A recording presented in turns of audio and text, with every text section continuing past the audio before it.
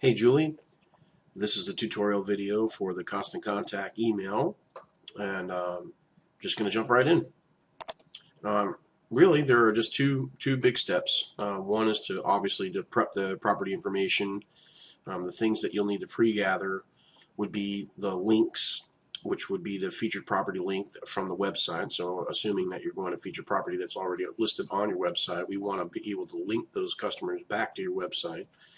And get a link for the property flyer, which is already on the website as well. I'll show you how to do both those things. We need to resize and optimize the photo for the newsletter. Um, it's important that this is done properly. We'll talk about that a little bit further. I'll show you a free site that you can do this. Super easy, a couple steps.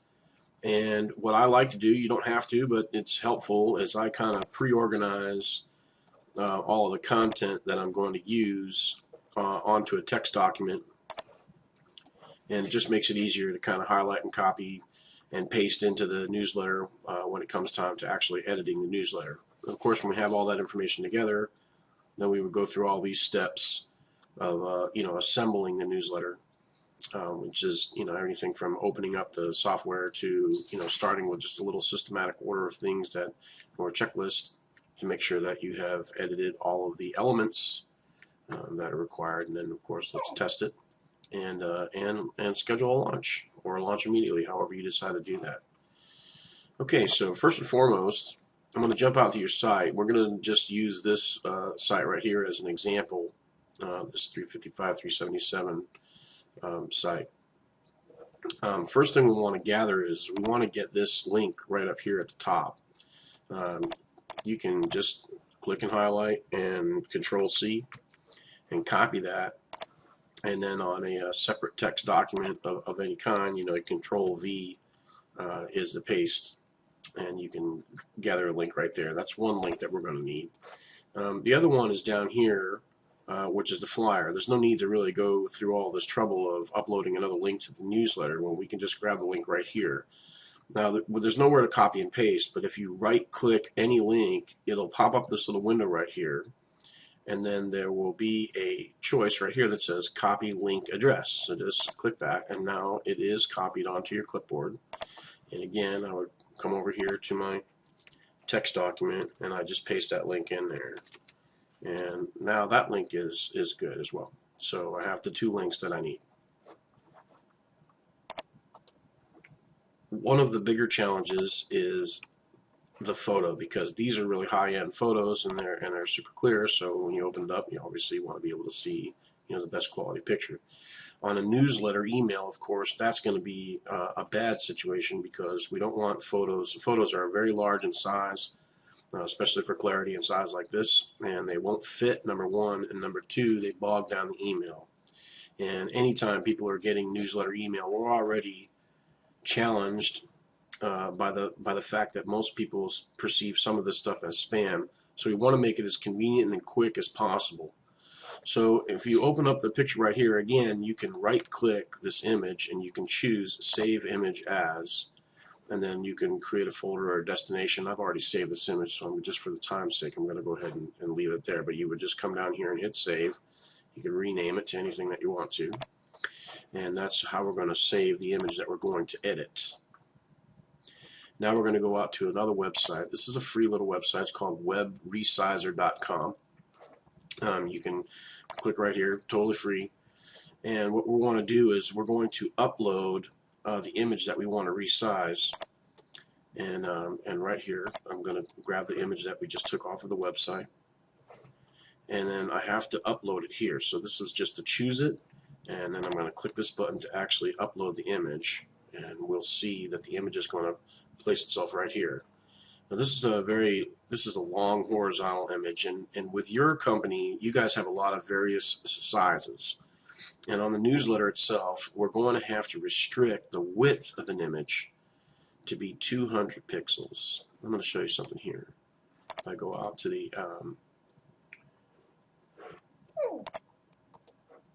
if I'm at the actual newsletter here for a second, I just want to show you that each of these pieces of information are just blocks, and there's only so much room that we can have in a block, and there's only so much width that a newsletter can have. It's actually, for, I mean, if you're just keeping Geek Score at home, it's 600 pixels, which really is about, a third of a website page.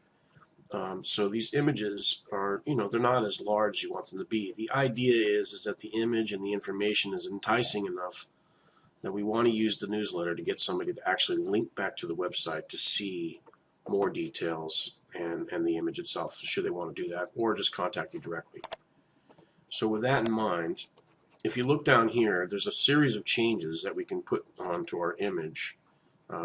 Let's start with the first one. One is the new size. So we have to make sure that the width of the picture is no wider than 200 pixels. And you'll see that if I put 200 inside here and I hit apply changes, that this image now is drastically reduced in size. Matter of fact, it's 97% smaller. The number to keep an eye on really is also this file size right here. This file right now is about 21 kilobytes. It's very, very small. Where when we started, we were at 990 kilobytes, and that's almost a megabyte right there. And that's a pretty huge picture. And you have images on your website that are 3 and 4 megabytes in size, and that just won't work in a newsletter image. So we want to try to stay under 100 kilobytes if that's possible. There are a couple of ways down here, and you can kind of monkey with them if you'd like to sharpen the image. It just puts a little more clarity on there. But I think the default settings right here are pretty good.